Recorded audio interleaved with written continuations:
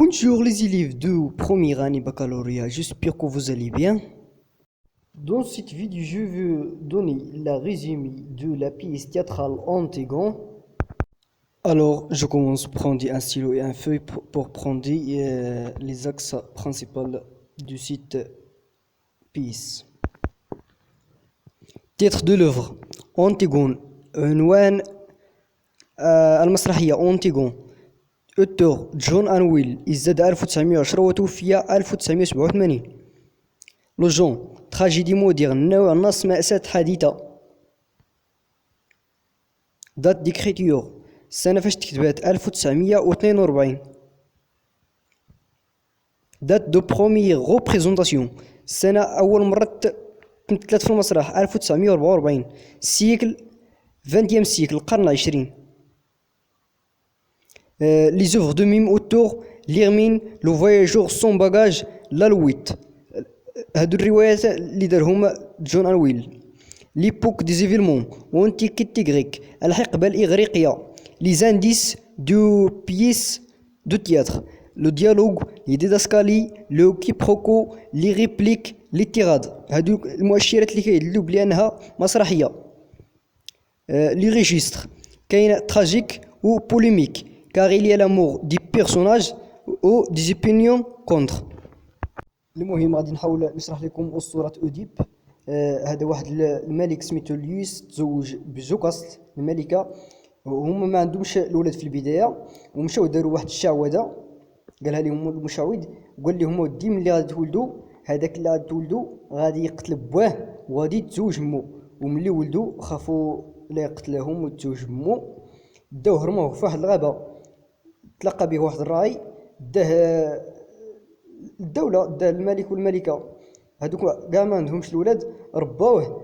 وملي كبر أوديب جاه الوحي، قال له ودي انت غادي تقتل باك وغادي تزوج بموك.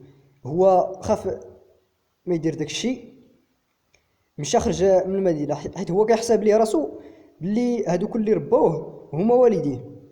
المهم جا بغى يدخل واحد الدولة اللي هي تيب.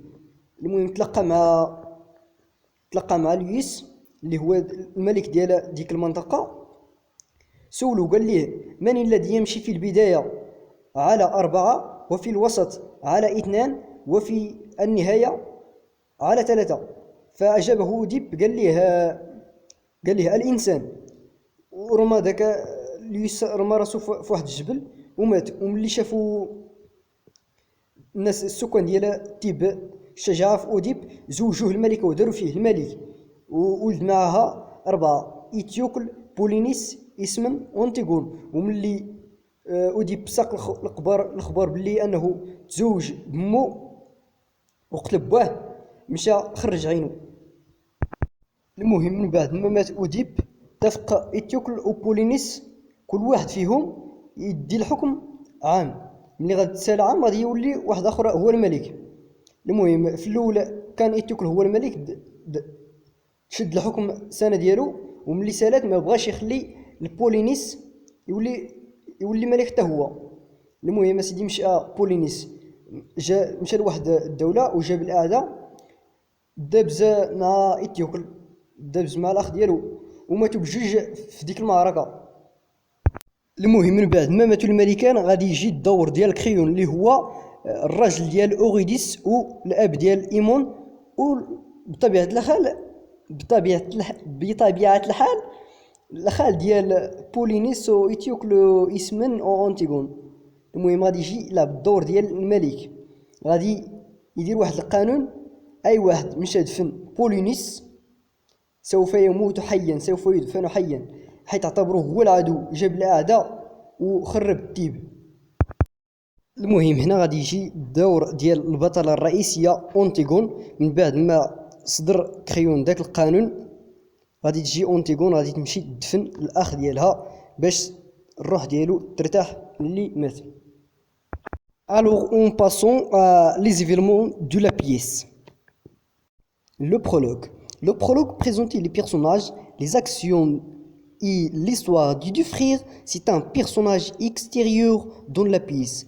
برولوغ اش غادي يدير؟ غادي يقدم لنا البيرسوناج، الشخصيات الأحداث ديال القصة ديال الأخوان هو واحد الشخصية خارج المسرحية، غير غادي يقدم لنا داكشي كامل وغادي يمشي في حالته. Le deuxième événement entre Antigone et la nourrice. La nourrice veut savoir ce que faisait Antigone à l'extérieur du palais.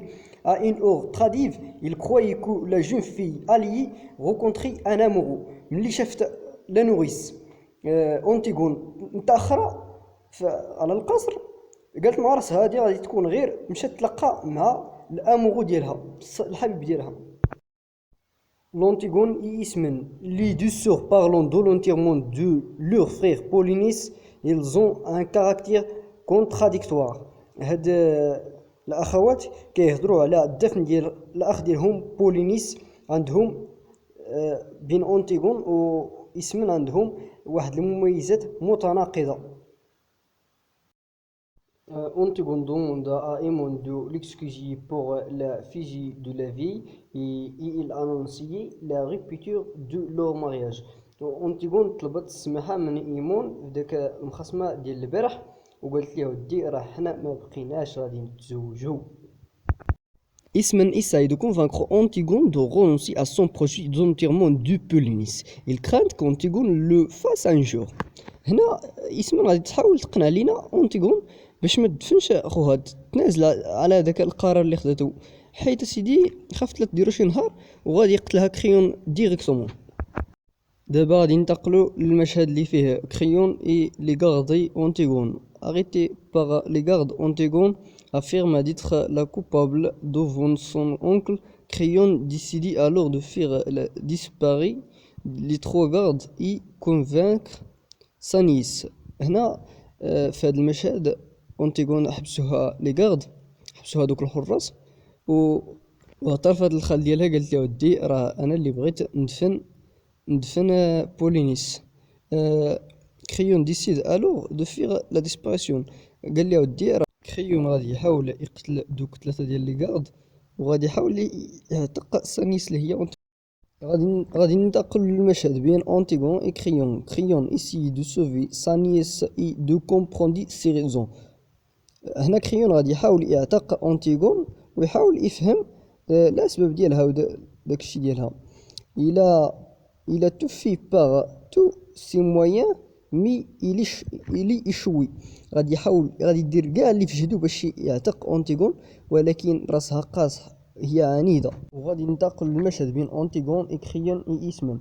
Ismène veut aller avec sa sœur pour enterrer leur frère. Antigone refuse.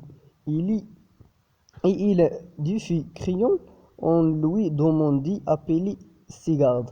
هنا إسمن بدلات الرأي ديالها وبغات تمشي مع أنتيغون يدفنوا الأخ ديالهم، ولكن أنتيغون رفضات ليها، قالت ليها أنت بغيت تعيشي، أنا بغيت نموت. وقالت لك خيون ودي سير عيط على الحراس ديالك، راه انا ما كنخاف منك. وغادي ننتقلوا لكريون اي لو كور دوموندي ا كريون دو سوفي أنتيغون، قال لها ودي خصك تعتق أنتيغون، راها باقا صغيره، راها باقا مازال عندها الامل. كريون نو بو ريان فير، كريون ما عنده ما يدير الا يطبق الحكم ديالو اللي هو اي واحد مشى يدفن بولينيس غادي يموت، غادي يدفن حيا، حيت هو هذاك هو الجزاء لكل من أراد أن يتمرد. غادي ننتقلوا للمشهد بين كريون et Aémon. Aémon supplie son père de sauver Antigone. Aémon continue de pousser Créon à sauver Antigone mais en vain. هنا إيمون كيطلب من باه يعتق ليه أنتيغون، ديما إلا كونتيني كيستمر يطلبو مي اون فان، بلا فايدة، ديما كيطلبو بلا فايدة. أنتيغون et les gardes. Antigone demanda aux gardes de transmettre un lettre destiné à Aémon. هنا غادي تطلب أنتيغون واحد الغارد اللي هو جوناس يكتب ليها واحد الرسالة للخطيب ديالها اللي هو إيمون. قال لها الغارد اش غادي تعطيني؟ قالت له ودي غادي نعطيك واحد الحلقة ديال الذهب، غتعطيه واحد الخاتم ديال الذهب. Le corps et le messager. Le messager cherchait la reine, il a rapporté la mort de Démon. Ce dernier qui s'est tué avec Antigone sous le regard de Créon. الميساج جا كيقلب على الملكة. فين هي الملكة؟ فين هي الملكة؟ الملكة هي جوكاست. قال لها راه ايمون راه ولدك مات، قتل راسو حدا اونتيغون تحت انظار كريون. هنا المشهد بين كريون et le cour annonçait à Crayon la mort de sa femme Eurydice. Il y soulignait la solitude de Crayon. هنا جا لو كور قال لكريون راه دي لا فام ديالك مات، اوريديس راه مات، وقال لنا راه كريون كيحس بالوحده. Le cours à la fin de la pièce, le cours montrait que la mort rendit tous les personnages égaux. لو كور هنا قال لنا راه واخا عائله ملكيه الموت ردهم سواسيه. دابا غادي نحاول نجيب لكم الاسئله اللي كيطرحوا في الامتحان الجهوي. كومون انتيغول اي مور؟ Il a jeté dans un trou, il est étranglé sa tête avec les fils de sa robe. هنا رماها كريون في واحد الحفرة باش تموت حية. وهي ملي شافت راسها غادي تموت حية خنقات راسها بالخيوط ديال الفستان ديالها. خصك لابد ضروري تكتب ليهم هاد الجوج، كتكتب إلا جوتا دوز تخو بوحدها ولا خنقات راسها. كومون ايمون مورت انسيري لو بي دون سافوند. هنا ايمون ملي شاف الخطيبه ديالو مات دخل السيف في البطن ديالو. هكاك كيفاش مات ايمون.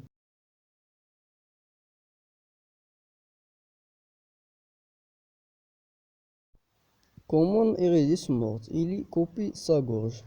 هنا ايريديس ملي ساقت الخبر بلي ولدها ايمون مات فتحات القرجوطه ديالها قطعتها. Quels sont les personnages qui meurent avant la pièce؟ أوديب، إيتيوكل، بولينيس. الشخصيات اللي ماتوا من بعد ما تبدا المسرحية. Quels sont les personnages qui meurent à la fin de la pièce؟ عندنا أنتيغون، إيمون، إيريديس. الشخصيات اللي ماتوا في النهاية ديال المسرحية. Quelle est la crime d'Antigone؟ Il est enterré son frère بولينيس. شنو هي الجريمة اللي دارت أنتيغون؟ هي دفنت خوها. هذا السؤال تحط في الامتحان الجهوي 2020. Où se passe la pièce؟ لو تيب لو شاطو فين وقعت المسرحية؟ في واحد الدولة سميتها التيب، بالضبط في القصر. Pourquoi Antigone enterré son frère؟ Il est enterré son frère par devoir. دفنات أنتيغون خوها حيت واجب عليها دفنو. Avec quel objet Antigone enterré son frère la première fois؟ Une petite balle qui appartenait à Polynice. اش من الوسيله استعملت أنتيغون باش تدفن خوها بولينيس؟ في المره الاولى استعملت الباله ديال بولينيس مكتوب فيها السميت ديال بولينيس. المهم الا عجبك الفيديو ما تنساش دير الاشتراك في القناه في اليوتيوب وتخلي معك جيم وتبارطاجي الفيديو الا بغيتي.